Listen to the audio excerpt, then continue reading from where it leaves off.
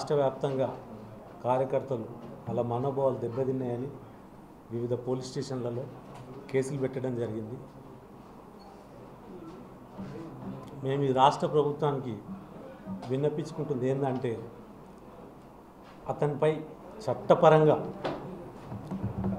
కేసులు పెట్టి ముందుకు ఈ యొక్క విషయాన్ని ఈ రాష్ట్ర ప్రభుత్వం సీరియస్గా తీసుకోవాలని మేము కోరుతున్నాం. ఎందుకంటే రాబోయే రోజుల్లో ఎక్కడనో మాకు అనుమానం ఉంది, ప్రశాంతంగా ఉన్న వాతావరణాన్ని చెడగొట్టడానికి వివిధ పార్టీలు కుట్రబొన్నాయని మాకు కొంచెం సమాచారం ఉంది. అందులో భాగంగా మొన్న చేసిన పూసాని కృష్ణమూర్తి గారు ఏదైతే ఆయన మాట్లాడరాని మాటలు మాట్లాడారో అది ఒకసారి మీ అందరికీ తెలుసు. మీరు కూడా అభ్యంతరం వ్యక్తం చేశారు ఆ రోజు ప్రెస్ మీట్ జరుగుతుంటే. అదేవిధంగా ఈ రాష్ట్ర ప్రభుత్వాన్ని మేము అప్పీల్ చేయడం ఏంటంటే అతనిపై అయినంత వరకు చట్టపరంగా ఏదైతే కేసులు బుక్ చేసి అతనికి ఒక్కసారి ఇటువంటి వ్యక్తులు మాట్లాడకుండా చేస్తారని మీ ద్వారా నేను కోరుతున్నాను రాష్ట్ర ప్రభుత్వాన్ని.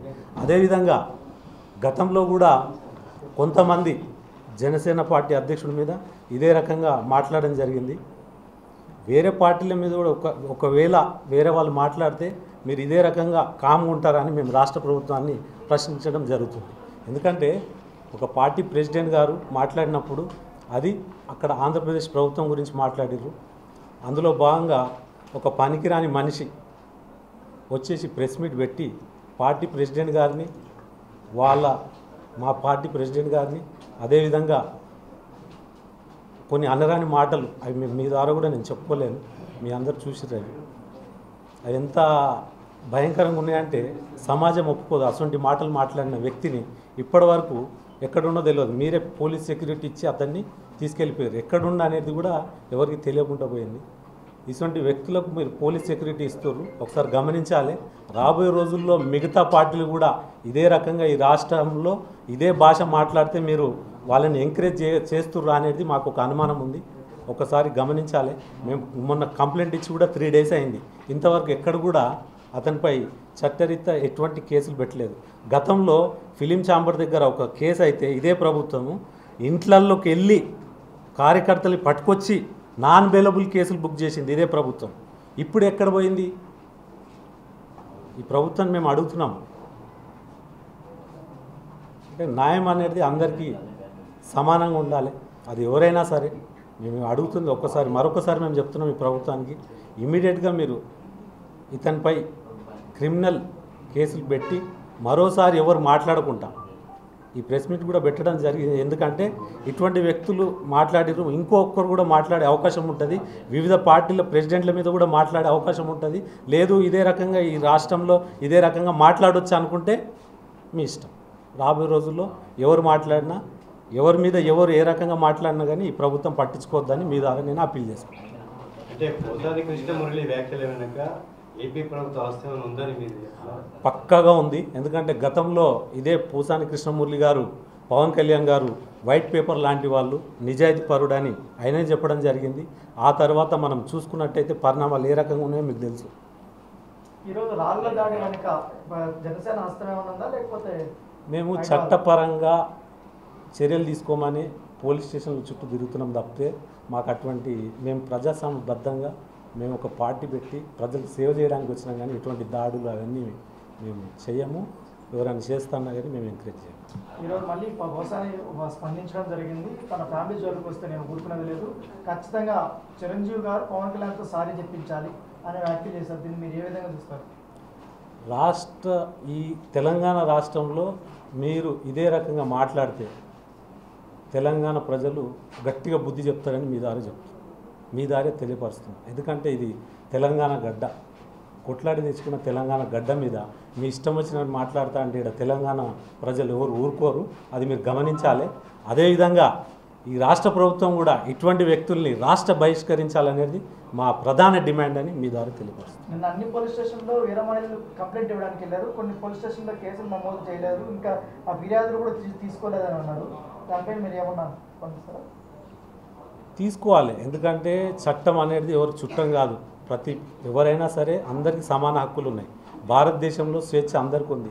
ఎవరైనా ఏదైనా మాట్లాడవచ్చు, వాళ్ళు కంప్లైంట్ ఇస్తే తీసుకోవాలి. ఫ్రెండ్లీ పోలీస్ అంటున్నాం మనం ఈ రాష్ట్రంలో. సో మీరు ఎటువంటి కంప్లైంట్ ఉన్నా తీసుకోవాలి, దాంట్లో ఏ లోపాలు ఉన్నాయి, ఏం జరిగినాయి. ఎందుకంటే మీడియా లైవ్ టెలికాస్ట్లో ఆ రకమైన భాష మాట్లాడుతుంటే మీరు అందరు మీడియా మిత్రులందరూ మీరు అక్కడ ఆపకపోతే ఇంకా ఏ రకంగా డ్యామేజ్ అయ్యేది ఈ రాష్ట్రంలో ఒకసారి గుర్తు చేసుకోవాలి మనం. ఈరోజు జనసేన అధ్యక్షుడు పవన్ కళ్యాణ్ గారిని అన్నాడని నేను మీతో అంటున్నాను. మీరందరూ తెలుసు. ఇదే రకంగా రేపు ఇంకో పార్టీ వ్యక్తిని ఎవరన్నా మాట్లాడవచ్చా ఆ రకంగా ఆ భాష? ఈ వ్యక్తి రేపు హైదరాబాద్లో ఉన్న ఎంఐఎం పార్టీ వ్యక్తులను ఇదే రకంగా మాట్లాడితే మీరు ఊరుకుంటారా? ఈరోజు ఏంది లాండ్ ఆర్డర్ ఎక్కడ పోతుంది, ఏమవుతుంది? ఎంఐఎం పార్టీ నాయకులు ఊరుకునే పరిస్థితి ఉంటుందా? అదే భారతీయ జనతా పార్టీ నాయకులు లాంటి ఊరుకుంటారా? అదే టీఆర్ఎస్ పార్టీకి సంబంధించిన నాయకులు అంటే మొత్తం హల్చల్ చేసేస్తారే. అంటే పార్టీ ప్రెసిడెంట్ జనసేన అధ్యక్షుడు శ్రీ పవన్ కళ్యాణ్ గారు నీతి నిజాయితీగా ప్రజా సమస్యల మీద పోరాటం చేస్తుంటే ఆయన గురించి ఏ ఒక్క నాయకుడు కూడా ఖండించమని చెప్పడే. ఇదే సమస్యల మీద ఫైట్ చేస్తున్నాం మేము. అవసరం ఉంటే అందరూ సార్ అంటారు. ఇదే 2009లో మేము చిలకలూరుపేట అసలు లేదు షెడ్యూల్లో, నేను సార్తో పాటు ఉన్నాను. ఈ పూసాని కృష్ణమురళి నడి రోడ్డు మీద మమ్మల్ని ఆపి అక్కడ ప్రచారాన్ని తీసుకెళ్ళింటే అక్కడ పర్మిషన్ కూడా లేదు, కేసులు బుక్ అయినాయి. 3 ఏళ్ళు తిరిగిరు మా చుట్టూ ఉన్న వాళ్ళంతా. అది గమనించాలి. అది కూడా మర్చిపోయి మొన్న ఆ రకంగా మాట్లాడడం మాకు చాలా బాధిస్తుంది. ఆయన వల్ల మిగతా 3-4 నియోజకవర్గాలు మేము పోలేకపోయినాము. ఆ దగ్గరలో ఉన్న ఏదైతే విజయవాడ కానీ గుంటూరు కానీ అదే రకంగా రాజమండ్రి కానీ 2009లో నేను చెప్తున్నాను. ఇటువంటి వ్యక్తులకు అసలు ఏం రాజ్యాంగం తెలియదు, చట్టం తెలియదు, ఏం లేదు, ఇష్టం వచ్చినట్టు మాట్లాడడానికి అసలు మనం ఏ సమాజంలో ఉన్నాం అనేది జనసేన ప్రశ్నిస్తుంది. రేపు ఇతను మాట్లాడిండు, రేపు ఇంకోటి మాట్లాడతాడు. అంటే ఇదే రకంగా మాట్లాడుకుంటూ పోదామా, సమస్యల మీద ఫైట్ చేసుకుంటూ పోవాలా మేము? అందుకే మేమేమంటున్నామంటే ఇమీడియట్గా అతనిపై యాక్షన్ తీసుకోండి, అతని ఫోన్ తీసుకోండి. నిజంగా అతన్ని వేరే వాళ్ళు ఒకవేళ ఆ రకంగా మాట్లాడినట్టయితే అతను పోయి పోలీస్ స్టేషన్ పోయి కంప్లైంట్ ఇవ్వచ్చు. సైబర్ క్రైమ్ ఉంది ఈరోజు, సైబరాబాద్ పోలీసులు ఉన్నారు, పోయి మాట్లాడండి, ఇవ్వండి, మీ ఫోన్ ఇవ్వండి, మీ డీటెయిల్స్ అన్నీ తీసుకోండి. ఎవరెవరు ఆయన మీద అటువంటి మాటలు మాట్లాడితే వాళ్ళ మీద క్రిమినల్ కేసులు పెట్టండి. అంతేగాని మీరు లైవ్ టెలికాస్ట్లో కూర్చొని ఈరోజు నేను మీతో కూర్చొని మాట్లాడుతున్నా, నేను ఒక బాధ్యత గల వ్యక్తిని, బాధ్యత గల పౌరుని, ఈ రకంగా నేను మాట్లాడవచ్చా? రేపు ఇంకొకరు మాట్లాడతారు ఇదే రకంగా. అన్ని పొలిటికల్ పార్టీస్ కూడా నేను చెప్తున్నా, మీ ద్వారా అర్థం చేసుకోండి. ఇటువంటి వ్యక్తుల గురించి మీరు మాట్లాడాలి. మన పొలిటికల్ పార్టీలు పెట్టింది ఓన్లీ ఓట్ల గురించి కాదు. ప్రజాస్వామ్యంలో ప్రతి ఒక్కరికి బాధ్యతగా మాట్లాడే హక్కు ఉంటుంది. రేపు మిమ్మల్ని కూడా అనొచ్చు, వివిధ పార్టీ ప్రెసిడెంట్లను అనొచ్చు, ఇలా ముఖ్యమంత్రులను కూడా ఇదే రకంగా మాట్లాడుతున్నారు కొంతమంది వ్యక్తులు, వాళ్ళు హైలైట్ కావడానికి. అది కాదు కదా సమాజంలో. మనం ఒక ఆడవాళ్ళని ఈ రకంగా మాట్లాడితే ఎవరు మాట్లాడరే? మహిళల మీద భద్రత అంటారు, షీ టీమ్ అంటారు, ఇవన్నీ అంటారు. మహిళల గురించి అంత అది మాట్లాడడానికి కూడా వస్తలేదు మాట. అది సార్ గమనించాలి. పంజగుట్ట పిఎస్లో మేము కంప్లైంట్ పెట్టినాము, ఇంతవరకు ఎటువంటిది వాళ్ళు ఏం స్పందించలేదు. చూస్తున్నాము, లేదంటే చెప్తున్నారు మాట్లాడదామని చెప్తున్నారు, కానీ ఇంతవరకు ఏం లేదు. అదే అంటే సమాజం ఎక్కడ పోతుంది? మేము కంప్లైంట్ ఇచ్చినాము, ఒక పార్టీ ప్రెసిడెంట్ 2 రాష్ట్రాలలో పార్టీ పెట్టిన వ్యక్తి, ఆయనకి ఈ రకంగా న్యాయం జరగకపోతే మిగతా ఏం జరుగుతుంది, ఏం చేస్తుంది గవర్నమెంట్ అనేది ఆలోచన. మీ కార్యకర్తలపై కేసులు పెట్టకముందనే పోలీసులు వచ్చి అరెస్ట్ తీసుకెళ్లడము, మీరు కేసులు పెట్టినా కూడా కేసులు బుక్ చేయకపోవడము, ఇవన్నీ మీరు ఏ విధంగా చూస్తారు? ఎక్కడనో అనుమానం వస్తుంది, ఏదో జరుగుతుంది, జనసేనని ఎదుగుదలని అడ్డుకోవడానికి ఏదో జరుగుతుందని మాకు అనుమానం ఉంది. కానీ మేము ప్రజల్లో ఉంటాం, ప్రజా సమస్యల మీద పోరాటం ఇదే రకంగా చేస్తాము. మేము ఎక్కడ కూడా ఆగిపోలేదు, ఆగిపోము. పోసాని కృష్ణమురళి వైసీపీకి చెందినటువంటి వ్యక్తి కాదనేసి వైసీపీ వాళ్ళు చెప్తున్నారు, కేవలం మద్దతుదారుడే అనేసి అంటున్నారు. ఆ ప్రెస్ మీట్లో స్వయాన నేను పలానా వ్యక్తి అభిమానిని, జగన్ గారి అభిమానిని, జగన్ గారి వైఎస్ఆర్సీపీ పార్టీ నాయకుడిని అని చెప్పిండా లేదా? ఇటువంటి వ్యక్తులు ఈరోజు రాష్ట్రంలో మంచి ప్రశాంతంగా ఉన్న వాతావరణాన్ని చెడగొట్టడానికి ఎక్కడి నుంచో ఆంధ్రప్రదేశ్ డైరెక్షన్లో తెలంగాణలో పనిచేస్తా అంటే జనసేన ఊరుకోదు. జనసేన కళాఖండిగా అటువంటి వ్యక్తుల్ని ఏం చేయాలనేది మేము 2 రోజులలో డీజీపీ గారిని కలుస్తాం. వాళ్ళకోవేళ చట్టపరంగా న్యాయం మాకు జరగకపోతే మా కార్యాచరణ మాకు భౌతిక దాడులకు తెగబడుతున్నారు పవన్ కళ్యాణ్ అభిమానులు. నా ప్రాణానికి ఏమైనా కానీ పవన్ కళ్యాణ్ బాధ్యుడని పోసాని మురళీకృష్ణ అన్నాడు. జరిగిన దాడులు కూడా ప్రెస్ క్లబ్కి ఎందుకు రావాల్సిన అవసరం ఉంది? ప్రెస్ మీట్ పెడితే పోయి పోలీస్ స్టేషన్ కంప్లైంట్ చేసుకోవచ్చు. పైగా కొంతమంది వెయిడ్ ఆర్టిస్టులు పెట్టి డబ్బులు ఇచ్చి మరి పవన్ కళ్యాణ్ నాపై ముసుగులుపుతున్నాడు. ఫస్ట్ ఇప్పుడు విషయం ఏంటంటే, ఏదైతే పవన్ కళ్యాణ్ గారు ఆయనకున్న పని, ఆయన చేసే పనికి ఎవరితో ఎవరు కలవడు. ఆయన ఫస్ట్ ఆఫ్ ఆల్ ఆయన చేసుకునే పని ఆయన ఉంటుంది. అంతేగాని ఆయన పోయి కొట్టుండి అంటాడా? చెప్పండి మీరు. పోయి తిట్టుండని అంటాడా? ఇప్పటిదాకా మేము చేసే ప్రోగ్రామ్ ఆయనకు తెలియదు. ఎందుకంటే ఆయనతో పాటు ఉంటాం. మా ప్రెసిడెంట్కి రక్షణ లేనప్పుడు ఇంకా మేము ఏం చేయగలుగుతాం చెప్పండి? మా ప్రెసిడెంట్ని ఈ రకంగా తిట్టడం ఎంతవరకు రైట్ చెప్పండి? నేను వేరే పార్టీ ప్రెసిడెంట్ ఇదే రకంగా తిడతా, మీరు కామ్గా ఉంటారా? అవి బూతులు పని, అవి మాట్లాడే సమాజం మన తెలంగాణ సమాజంలో ఒప్పుకోరు ఈ రకంగా మాట్లాడితే. ఈ రాష్ట్ర ప్రభుత్వానికి మరొకసారి చెప్తున్నా, మీరు ఇమీడియట్గా యాక్షన్ తీసుకోండి. ఇదేదో ఆషామాషి విషయం అని వదిలేస్తే మాత్రం రేపటి రోజులు అందరూ మాట్లాడతారు. మీరు ఎవరి మీద కూడా ఇదే రకంగా కామ్గా ఉండాలి. ఎటువంటి కేసులు పెట్టొద్దు. పెడితే అతని మీద కేసులు పెట్టండి చట్ట ప్రకారంగా. చట్టంలో ఏదైతే ఉన్నాయో ఈ రకంగా మాట్లాడవచ్చు అని ఉందంటే మేము కూడా రేపు మాట్లాడతాం. ఇదే భాష మాట్లాడతాం. ఆ భాష ఏంది, ఆ కథ ఏంది? డబ్బులు తీసుకొని ఎవరి మీదనన్నా వచ్చిన భాష అంతా మాట్లాడవచ్చు. చిరంజీవి గారి మీద మాట్లాడతారు. తల్లి అమ్మతో సమానం, ఆమె గురించి మాట్లాడతారు. ఇదా సార్ మాట్లాడేది? రాజకీయ పార్టీ పెట్టేదో 10 మందికి సాయం చేద్దామంటే ఆయన నీ రకంగానా బాధ పెట్టేది? దమ్ము ధైర్యం ఉంటే ఎదుర్కోండి. సమస్యల మీద ఫైట్ చేస్తున్నాం మేము. పవన్ కళ్యాణ్ గారు ఏం చేశారు సార్ చెప్పండి? ఆయన ఏదో ప్రజలకు మంచి చేద్దామని వస్తే ఈ రకంగా మీరు చాతగాని దద్దమ్మలను కూర్చోబెట్టి మాట్లాడిపిస్తారు. ప్రభుత్వం కూడా పట్టించుకోదు.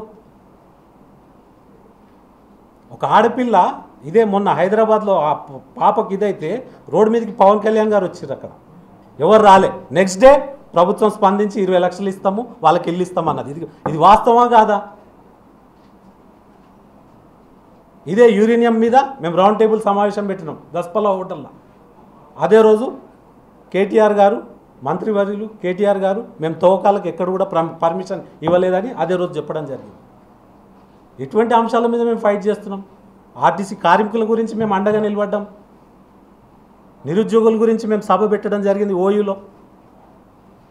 మేము ఏదో చిన్నగా పార్టీని ముందుకు తీసుకెళ్తున్నాం. అటువంటి టైంలో ఇటువంటి వేషాలన్నీ ఏంది? ఇది నిజంగా ఎందుకంటే ఈరోజు మా బాధ అంతా ఒకటే. ఒక పార్టీ ప్రెసిడెంట్ పవన్ కళ్యాణ్ గారిని ఈరోజు ఈ రకంగా అన్నప్పుడు రేపు మిగతా వాళ్ళు కూడా మిగతా పార్టీ మీరు సీరియస్ యాక్షన్ తీసుకోకపోతే వేరే వాళ్ళకు కూడా సేమ్ ఇదే రకంగా వేరే వాళ్ళు కూడా మాట్లాడే అవకాశం ఉంటుంది. సో మీరు ఇమీడియట్గా ఈ రాష్ట్రం నుంచి ఆయన బహిష్కరించండి. గతంలో కూడా మీరు ఇటువంటి మాటలు మాట్లాడే వాళ్ళని రాష్ట్రం నుంచి బహిష్కరించిన రోజులు ఉన్నాయి. అవి మీ అందరికి తెలిసిన విషయం. ఎందుకంటే సమాజంలో మనం అందరం బాగుండాలి. సమాజం ఇక్కడ ల్యాండ్ ఆర్డర్ బాగుంది తెలంగాణలో. తెలంగాణ ఫ్రంట్ పోలీసింగ్ అంటున్నాం. అంత ప్రశాంతంగా ఉంది వాతావరణం. ఇది ఒకసారి గుర్తుంచుకోవాలి మనం. ఇదే రకంగా ముందుకు పోవాలి. సమస్యలు ఏమైనా ఉంటే మేము ప్రభుత్వం దృష్టికి తీసుకెళ్తున్నాం. అది ఎంతవరకు వాళ్ళు న్యాయం చేయగలుగుతారు అనేది అది తర్వాత సంగతి. అంత చూసుకుంటే రాజకీయంగానే మేము మా పని మేము చేసుకుంటూ పోతాం. రాజకీయ పార్టీ భారతదేశంలో స్వతంత్రం వచ్చినాక ఎవరైనా పార్టీ పెట్టవచ్చు, ఎవరైనా ప్రశ్నించవచ్చు ప్రభుత్వాన్ని. సో ఇది ఒకసారి మళ్ళొకసారి మేము చెప్తుంది ఏంటంటే మీ ద్వారా ఇమీడియట్గా మీరు యాక్షన్ తీసుకోండి. అతన్ని మీరు ఏదో ఆయనకు సెక్యూరిటీ ఇచ్చి అంతమంది సెక్యూరిటీ ఒక వ్యక్తికి 300 మంది పోలీసులు ఏమో ఇచ్చిర్రండి బందోబస్తు. ఆయన ఎమ్మెల్యేనా ఎంపీయా ఎందుకు ఇచ్చిర్రు అంతగానం?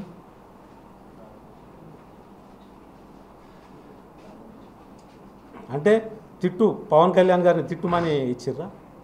ఆ వాళ్ళని చూసుకొనే ఆ రోజు రెచ్చిపోయిందని మాకు అనుమానం ఉంది. రేపు వేరే వాళ్ళు కూడా తిడితే అదే బందోబస్తు ఇవ్వండి. మళ్ళీ మీరు కూడా వేరే ఏ పార్టీని తిట్టినా కానీ అదే బందోబస్తు ఇవ్వచ్చు. సెన్సిలేషన్ న్యూస్ అయిపోయింది. నేను దారుసలాం గులో కొడతానగానే ఫినిష్ మొత్తం ఫ్లాష్. బండి సంజయ్ గారు చెప్పారు ఇట్లా అని. అంటే ఈరోజు అదే లైన్లో వీళ్ళు కూడా వెళ్తారు. ఇంకొక ఆయన ఇంకోటి అంటాడు, ఇంకొక ఆయన ఏదో ఫామ్ హౌస్ అంటాడు, ఇంకో పార్టీ ఇంకోటి అంటాడు. ఇదా మనం ప్రజాస్వామ్యబద్ధంగా ప్రజలకు ఏం చేస్తాం, ప్రజలకు ఏం కావాలి, ఇది మనం మాట్లాడాలి. ఇది మా నాయకుడు నేర్పించింది. కష్టం వస్తే వాళ్ళకి ఏం చేయగలుగుతాం, మనం ఎట్లా వాళ్ళకి అండగా నిలబడతాం అనేది నేర్పించింది మా నాయకుడు. ఏదో సెన్సిలేషన్ న్యూస్ గురించి మమ్మల్ని పెట్టలే. ఏ రోజు కూడా నేను మీడియా ముంగట ఎప్పుడు రాలే లైవ్ టెలికాస్ట్లో. మేము పని చేసుకుంటూ వెళ్తాం. ఒకసారి గమనించాలి. పోసాని కృష్ణమురళి వ్యాఖ్యలపై స్పందించినట్టు వీర మహిళలు ఫేస్బుక్లో కానీ ట్విట్టర్లో వారికి పోసానికి సంబంధించినటువంటి అభిమానులు థ్రెటనింగ్ చేస్తున్నారు, అప్సెట్ పదజాలంతో కూడా కామెంట్స్ చేస్తున్నారు అనేసి వీర మహిళలు అంటున్నారు. దీనిపై మీరు ఏ విధంగా చూస్తారు? ఇది పోసాని కృష్ణమురళి అభిమానులే చేశారనుకుంటారా, వైసీపీకి సంబంధించిన అభిమానులు చేశారనుకుంటారా? నేను అందుకే అంటున్నా, చట్టం ఒకసారి సీరియస్గా యాక్షన్ తీసుకుంటే ఇది ఇక్కడికి ఆగిపోతుంది.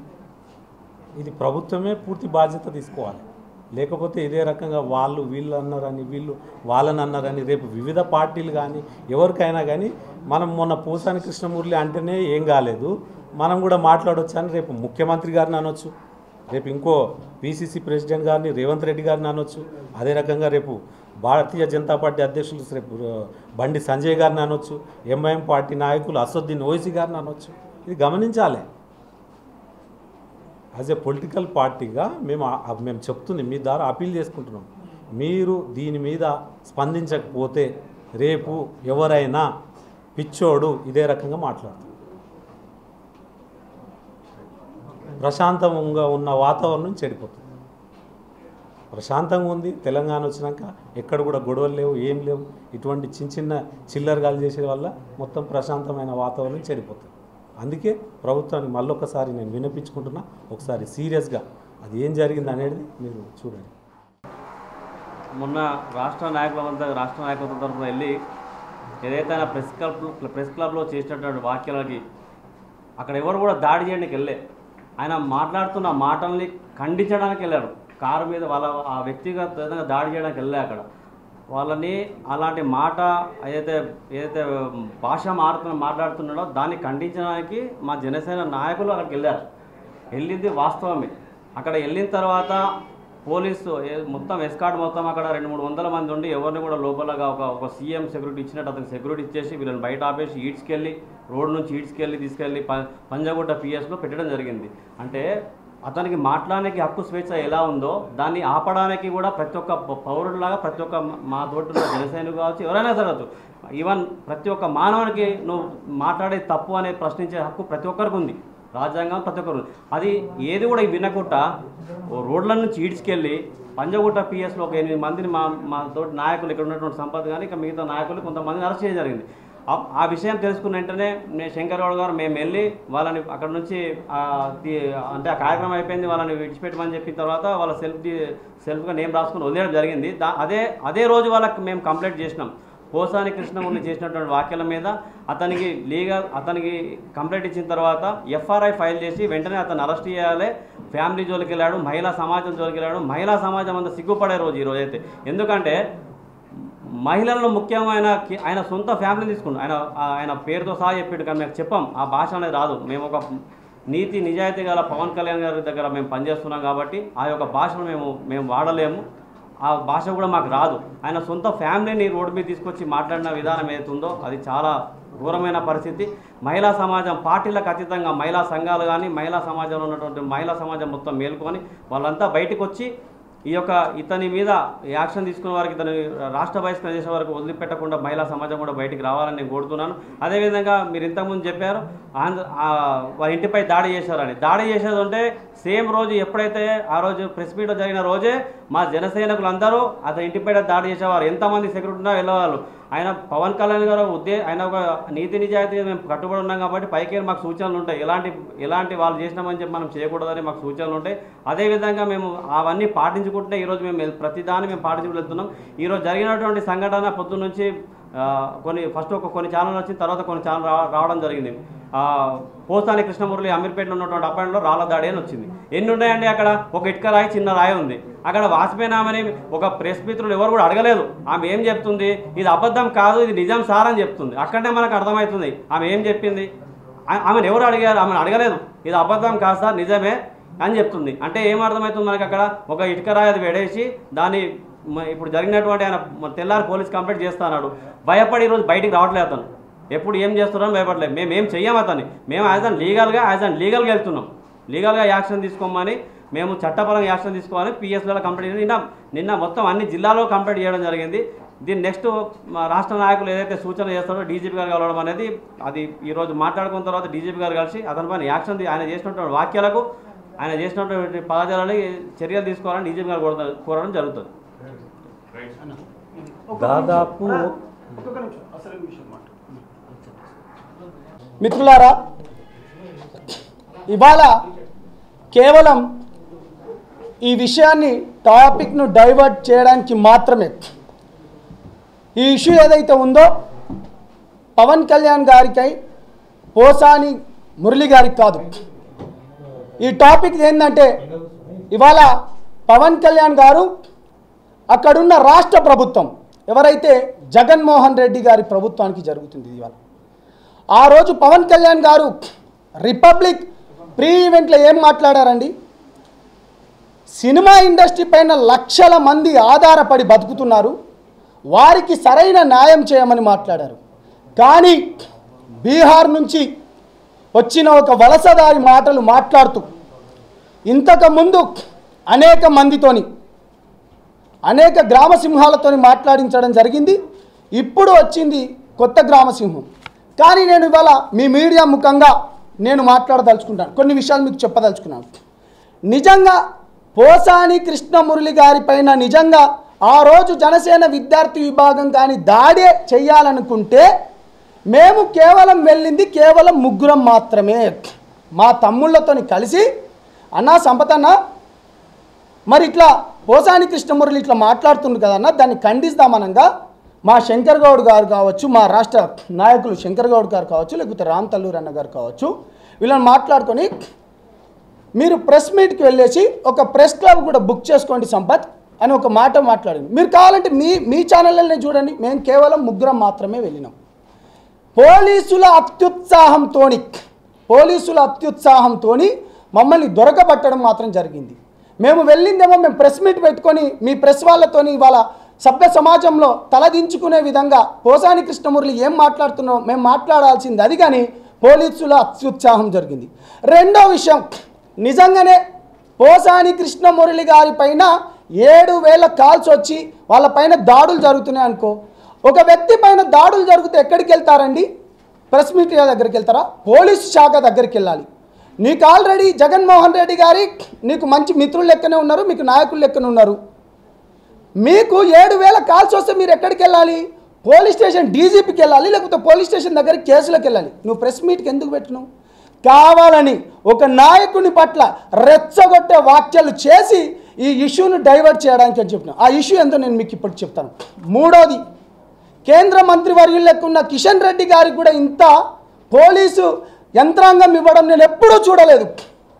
దరిదాపు 300 నుంచి 400 మంది అతను కేంద్ర మంత్రివర్యుల పోసాని కృష్ణమురళి గారు, లేకపోతే ఒక రాష్ట్ర మంత్రివర్యుల ఇంతగానం పోలీసులను పెట్టుకొని పహారా కాస్తూ ఉంటే ఏం సమాజం? అంటే ఈ ప్రభుత్వం ఏం చెప్తుంది? తిట్టమని చెప్తుందా? లేకపోతే అక్కడున్న ప్రభుత్వం నువ్వు గిల్లు నేను ఏడుస్తా, 7 సంవత్సరాలు దాటినోడంటే వెనుక బాయిలో పడ్డట్టు ఇవాళ కొంతమంది కుహానా పిచ్చి సన్నాసులతోని గ్రామ సింహాలతోని మాట్లాడిస్తుంది. బాజాప్తా మేము చెప్తున్నాం. అసలైన విషయం నేను అప్పటి నుంచి చెప్పాలనుకున్నాను. కొన్ని వేల కోట్ల డ్రగ్స్ ఇక్కడ దొరుకుతున్నాయండి. కృష్ణపట్నం ఎక్కడుంది? నెల్లూరులో. అసలు దైంది కేవలం ఒక నెలల కొన్ని వేల కోట్లది. ఫస్ట్ సారి మొన్న ఒకటే నెలలో 12,000 కోట్లు ఒకసారి దొరికినాయి. దాని తర్వాత 22,000 కోట్లు ఒకసారి దొరికినాయి. అంటే దగ్గర 40,000 కోట్ల హెరాయిన్ కానీ కొకైన్ కానీ దొరికింది. ఇది ఎందుకు జరుగుతుంది? దీని వెనకాలన్న హస్తం ఎవరు? అసలైంది పవన్ కళ్యాణ్ గారు ఏం అడిగారు? ఆ రాష్ట్రానికి రోడ్లు అడగడం తప్ప, ఆ రాష్ట్రానికి మద్యపానం నిషేధం చేస్తామని చెప్పిన మీ ప్రభుత్వమే కదా మద్యపానం నిషేధం చేయమని అడగడం తప్ప, లేకపోతే అక్కడున్న విద్యా వ్యవస్థలను మంచి చేయమనడం తప్ప. అరే మీరు ఏమైనా మాట్లాడితే రౌడీల లెక్క మీరు మొన్న చూశారు. ఎంపీటీసీ ఎలక్షన్స్ కావచ్చు, జడ్పీటీసీ ఎలక్షన్స్ కానీ చేస్తే వాళ్ళపైన విచక్షణ రహితంగా దాడులా? ఒక ఎమ్మెల్సీ వేరే పార్టీ ఎమ్మెల్సీ అని కూడా చూడకుండా ఆడి కార్లలో వెళ్తుంటే కర్రల పని ఆ రాడ్లతో దాడి చేయడమా? ఎక్కడికి పోతుంది ఈ సభ్య సమాజం? ఎక్కడికి పోతుంది ఈ సంస్కృతి? ఎటుపోతుంది? మేము ప్రజల తరపున, మేము ప్రజల గొంతుకలమై, మేము ప్రజల గురించి కొట్లాడడానికి వచ్చిన వాళ్ళం. దయచేసి మీ అందరికీ చేతులెత్తి దండం పెడుతున్నా. ఇంతకుముందు మా రాష్ట్ర నాయకులు చెప్పినట్టు, మా శంకర్ గౌడ్ అన్న లాంటి వాళ్ళు చెప్పినట్టు, మీ పార్టీల లెక్క పోసాని కృష్ణమురళి గారు ఒక మాట అన్నారు, జగన్మోహన్ రెడ్డి గారికి కులపిచ్చి లేదన్నారు. నేను మీకు ఎవిడెన్స్తో చూపిస్తున్నాను. ఇగో ఇక్కడ ఎవిడెన్స్ అండి, ఇవన్నీ ఎవిడెన్స్. నీకు నిజంగానే కులపిచ్చి లేకపోతే ఈ భారతదేశం ప్రజాస్వామ్యంతో ప్రజల కోసం ప్రభుత్వం ఏర్పడ్డది కదా, ఇది డెమోక్రటిక్ కంట్రీ కదా. ఎస్సీ ఎస్టీ బీసీ బిడ్డలు ఇవాళ ఈ రాష్ట్రంలో, ఈ దేశంలో 80% ఉన్నారు కదా. మంత్రులు మీరే, ముఖ్యమంత్రులు మీరే, మంత్రులు మీరే, ఎమ్మెల్యేలు మీరే, బ్యూరోక్రాట్స్ మీరే, ఐఏఎస్లు మీరే, ఐపీఎస్లు మీరే, ఆఖరికైతే మున్సిపల్ చైర్మన్లు మీరే. ఇంకెక్కడికి పోతారు? చెప్తున్నాం, మా పార్టీ బహుజన పార్టీ, మా పార్టీ ప్రజల పార్టీ. కాబట్టి ఇవాళ ఇక్కడ ఈ రాష్ట్రంలో జగన్మోహన్ రెడ్డి గారు అక్కడికి వెళ్ళిపోయినా కానీ ఒక రెడ్డి మిత్రుని, ఒక రెడ్డి సోదరుని ఇక్కడ పార్టీ అధ్యక్షుడు చేసింది. కానీ ఈ సమాజం పట్ల మా పవన్ కళ్యాణ్ గారికి నీతి నిజాయితీ చిత్తశుద్ధి ఉంది. కాబట్టి ఇవాళ మా శంకర్ గౌడ్ గారికి ఒక బీసీ బిడ్డ అయిన, మారుమూల ప్రాంతం నుంచి వచ్చిన ఒక బీసీ బిడ్డకి ఇచ్చింది. ఇవాళ మేము దానికి గర్విస్తున్నాం. 75 స్వతంత్ర భారతదేశంలో 75 సంవత్సరాల్లో ఏ బిడ్డకు ఇవ్వనివ్వండి. నేను ఒక గిరిజన బిడ్డను, నేను సగర్వంగా చెప్పుకుంటాను. ఒక లంబాడి బిడ్డకు, ఆఖరికైతే చివరికి సిపిఐ సిపిఎం పార్టీలు కూడా ఇవ్వలేదు. ఇవాళ నాకు ఒక గిరిజన బిడ్డకు రాష్ట్ర అధ్యక్షుడికి ఇచ్చింది. తను చేస్తున్న తప్పులేంటండి? ఇవాళ 2 చోట్ల ఓడిపోయినా కానీ ఇవాళ ప్రజలు, అక్కడున్న కార్మిక సంఘాలు మొత్తం ఓడిపోయిన 2 నెలల్లోనే కొన్ని లక్షల మంది, అయ్యా పవన్ కళ్యాణ్ గారు మేము తప్పు చేసుకున్నామండి, మీలాంటి నాయకుడిని గెలిపించుకోలేకపోయినాను. ఏం చేసిండ్రు? ఉద్దాన కిడ్నీ బాధితులకు తన పక్షాన్ని నిలబడడం తప్ప, లేకపోతే ఆంధ్రప్రదేశ్ భూములు పోతూ ఉంటే ఆంధ్రప్రదేశ్ భూముల పక్షాన్ని నిలబడడం తప్ప. ఎస్, బాధాప్తంగా చెప్తున్నాం, పవన్ కళ్యాణ్ గారు ప్రజల వెంబటి ఉండి మాట్లాడుతున్నారు. కాబట్టి కుహానా మేధావులు, కుహానా సన్నాసులు ఎవరైతే అవాకులు చవాకులు పెలుస్తున్నారో, ఉస్మానియా బిడ్డలకే చెప్తున్నాం, జనసేన విద్యార్థి నాయకులుగా చెప్తున్నాం, రానున్న రోజుల్లో డెఫినెట్గా ప్రజల గురించే ఉంటాం, ప్రజలతోనే ఉంటామని తెలియజేస్తూ, థ్యాంక్ యూ మిత్రులారా. ఈ అవకాశం ఇచ్చిన మీ అందరికీ ధన్యవాదాలు చెప్పుకుంటూ థ్యాంక్ యూ.